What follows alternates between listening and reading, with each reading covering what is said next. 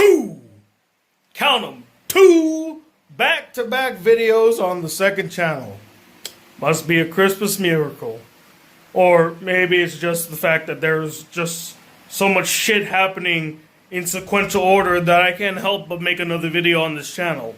And apologies for that last video. I was emotional. I was pretty upset about it.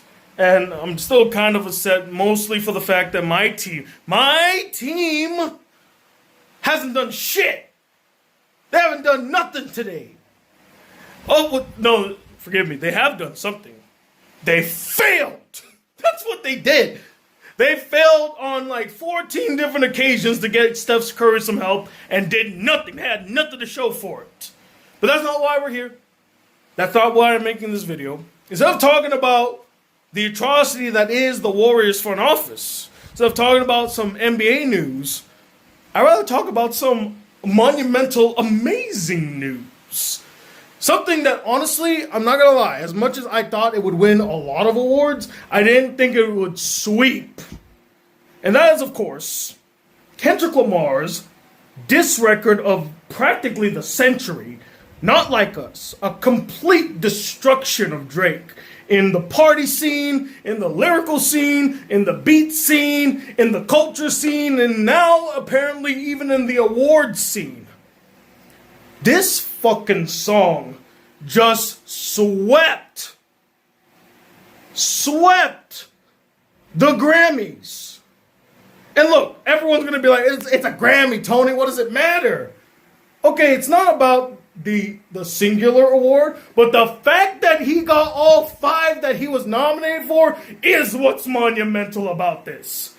Do you know how hard it is to just win like 3 Grammys in a row for a particular type of song? This isn't like a song that I would say is accessible to the masses. While it was released to everybody and everyone and their mother has heard it, this is a song directly targeted towards another man, his livelihood, his crew, and everything that he stands for. He demolished Drake. And I don't even think that he himself, Kendrick Lamar, expected the song to be that big. He expected it to be big. He expected it to be a big cultural moment, a big diss record for him. But for him to reach the pinnacle of this from a diss record, absolutely unprecedented. Unprecedented. Name another diss record that was so huge that even the Academy of Recording Arts had to acknowledge its artistry 5 different times. Which, you know, it's funny. It's almost poetic. And the reason I say it's almost poetic is because didn't he play Not Like Us 5 to 6 times at his pop-out show? It's prophetic. It's like he saw it coming. And now I hear the Drake fans in the comments gonna be like, see, it was rigged the whole time, see? Shut the fuck up. Take your fucking L like a little bitch and go cry in the corner, okay? You're just mad because now the whole world is gonna be hearing the song again and they're gonna be going, wop, wop, wop, wop, wop, down, fuck them up, wop, wop, wop, wop, wop, I'm gonna do my stuff. Why you trolling like a bitch? Ain't you tired? Try to strike chord. It's probably A minor.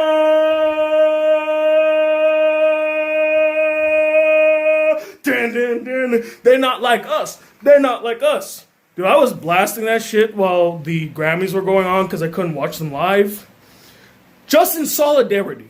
And speaking of in solidarity, I'm even wearing all blue just for you, Kendrick. Blue is my favorite color. I'm not gang affiliated. I'm not repping a gang. Blue is just my color. So, you know. And honestly, the one thing that I am upset about, I thought he would dedicate it to Pac. You know, Pac really, like, his involvement in this diss track is really undersold. I feel like he really captured the essence of Tupac. I was thinking about it when I was watching him accept the awards. I was saying to myself, man, he really lived up to what Tupac said in his big diss track. Kendrick hit that motherfucker up. He hit him up. He brought that hit him up energy. He brought that hit him up flow. he really demolished this man in public, in front of the world to see. And now he did it again in a bigger stage. And he's going to do it again next Sunday on an even bigger stage. I'm curious, really, honestly, if they're going to, after all of these wins, are they going to really allow him to sing this song? Because it's almost like the world is begging them to let him do it.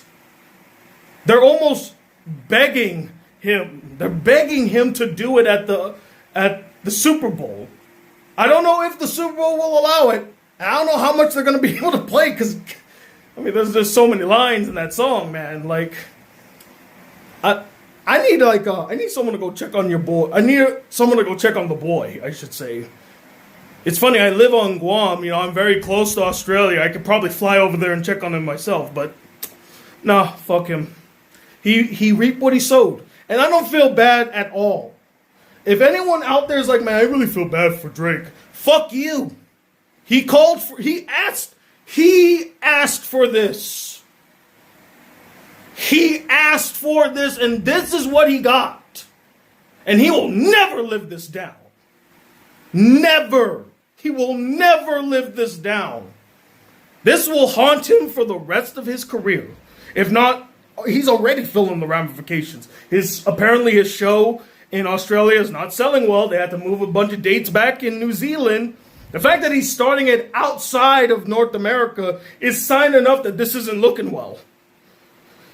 And bro, you had the entire music industry dancing on your grave at this ceremony. When I heard someone in the fucking audience yell out A minor, not even someone, a bunch. Taylor Swift was dancing with joy to this song. There wasn't a frown in the entire studio. Or in the entire ceremony. Bruno Mars kind of looked pissed when I looked at him. But I think he looked pissed mainly because he thought, how in the world does Die With a Smile? It's open. It's like pop soda. It's for everybody. I should have won. We should have won. Not just pop performance. And look, Bruno, that song was great. It's a jam. But in a few years, just like 24 Karat Magic and 24 Karat Magic, just like 24 Karat Magic, just like Uptown Funk, these songs are going to be forgotten. Like, look, they're great songs of the moment. They're great jams at the moment, but this is iconic. This is monumental. There has never been a rap song, let alone a fucking diss record, that swept all of its categories. Best rap song, best rap performance, best music video, and that's before the ceremony even started.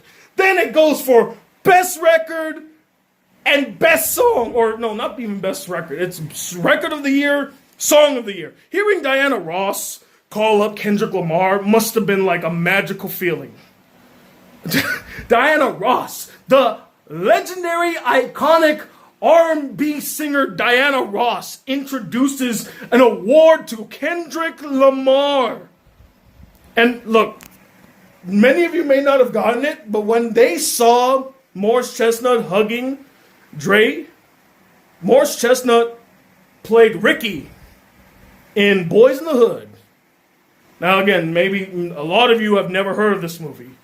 It's a pivotal movie if you want to ever see a movie that talked about hood life. Now, it's received a lot of criticism over the years for not being hard enough, but it was the first introduction for most people about what life in the hood was like. It probably even inspired Kendrick in some way, shape, or form. So seeing Morris Chestnut at this ceremony of him whopping Drake must have been something for him and his crew. I want to know who was up there with them. Was that Dave Free? I want to know. Because I don't know who was up. It would have been nice if he brought his... It would have been great if he brought, like, his wife or his fiance and his kids up there with them. Shoot, I don't know why. I'm forgetting her name. Whitney! Should have brought Whitney Alford up there. That would have been really awesome. I'm still amazed that this happened, that he swept this category. Most of us all agreed that he probably would win, like, rap song, rap performance, and maybe some people argued he would win music video. Some thought, no, they'd probably give it to like Taylor Swift or something, or Beyonce. I thought he would get those three, and I think that's where his night would have ended. I honestly thought they would have given it to like Birds of a Feather or to Bruno Mars and Lady Gaga. They had a lot of momentum going into it. I mean, Beyonce won Album of the Year. They could have gave it to Texas Hold'em. Chances are they could have gave it to them. But no, they gave it to what I honestly thought was the dark horse of the competition. Like I said, Not Like Us is not like a family-friendly song. It's not a universal song in the sense of like it's for everybody. Like not everyone could vibe to that song. And clearly if you see the chatter on Twitter and all that stuff, it's definitely a divisive song. So a song like that, winning that award is incredible. But it also goes to show you that at least a little bit, maybe this year, that the Academy of Recording Arts did have a pulse on the heart of what was really moving people in the industry. And on the pulse, they had a pulse on basically what was happening, you know, at the cost of making Drake cry and all that stuff. Who fucking cares? It's Drake. And again, I don't feel bad for him whatsoever. He asked for this. And you got what you deserved. You want to fucking disrespect Pac, nigga? There you go. There's what happened when you disrespect him. You brought out the beast, and now you're living with the consequences. And he warned you. He warned you 2 separate times, Drake, to cut this shit out. He warned you twice, and you still kept going. And now all of a sudden you want to say, oh, wait a minute, whoa. You went too far, okay? And I set you up. I'm going to sue my label. Straight up bitch energy. Straight up bitch energy. And I hope this is a reminder, Drake, stay in your fucking lane. Stay in your fucking lane from now on. Do not speak out of turn. Do not ever step up to real artists. Do your little song and dances. Do your little melodies and make the club go, ooh. That's it. That's all you can do. No more tough guy acts. No more accents. No more thinking like you the top shit. You're not. Those days are over now. You have been put in your place and stay there. Step out of line again and you'll bring the fervor if you really wanted to come back. And I promise you, he had more in the chamber. And he could keep going if you want, baby. We can keep this going. Okay, he'll make another one and go back on that stage and win a bunch of awards just for you. And everyone, of course, is bringing up the point like that infamous, well, I guess it's the infamous line now. That infamous line from Family Matters. Hey, Kendrick just opened his mouth. Someone will give him a Grammy right now. Wish granted, Aubrey. He's got 5. At your pain. He's got 5 based on you. One last thing before we call it a day. I'm sick and tired of all these people with their copium about like, oh, see? If it wasn't for Drake, there's no way Kendrick would have gotten all these hits. He would have never gotten all of these awards. Do you know how many Grammys he's won outside of this beef? It doesn't even make up 1/3 of the awards he's gotten. He's a 22-time Grammy Award winner. So 5 of 22. 5 of 22, what's that? About, I can't do my math right now. What's that? Close to 1/4, maybe about 1/5 of, so 1/5, that's 25% of his awards came from this one song. 25%. That's nothing. And that's not even the right number. It's like maybe 23 point something percent. So less than 1/4 of his awards came from this beef. He got nothing. He was already big enough. He was already beloved. He was already a hype machine. You're just upset because your guy lost. And he lost terribly. He's so down for the count, he might as well be 6 feet under and in hell burning while they're still counting to 10. That's how down for the count this guy is. Okay? Enough of your fucking like, this is secretly a Drake's win. This is secretly his win because he helped Kendrick reach these levels. He was already there. He was already there. He didn't need the help. The boy did nothing to help him get to that level. So you Drake fans, you keep crying. The summer ain't over for us. Summer 2024 is going into spring of 2025, baby. You're not gonna hear the end of this song yet. In fact, I wouldn't be surprised if it hits a revival for the next few weeks, thanks to all these wins and the upcoming Super Bowl. So I hope you're ready for one hell of a They Not Like Us week, because you're about to get it. And one more thing I did want to mention. I will say the one thing that does make me sad about this is that I hate that he won Record and Song of the Year from this song, mainly because I feel like he was deserving of this award a long time ago. He should have got it for To Pimp a Butterfly. He should have got it for Damn. And he should have got it for Good Kid, Mad City, honestly, too. That's the only bummer about this, is that his greatest accomplishment, one of his biggest awards he's ever gotten, wasn't for like one of his pivotal albums. It is from this diss track. While I am delighted that he did win, it would have been great if he won this award a long time ago for songs like Humble, for songs like We Gon' Be Alright. You know, songs like take your pick from Good Kid, Mad City. I think about I'm Dying of Thirst, or Save Me, I'm dying of thirst, or something like that. Oh no, Sing for Me, I'm Dying of Thirst. Forgive me. Sing for Me, I'm Dying of Thirst. All these songs honestly could have been Record of the Year, Song of the Year back to back.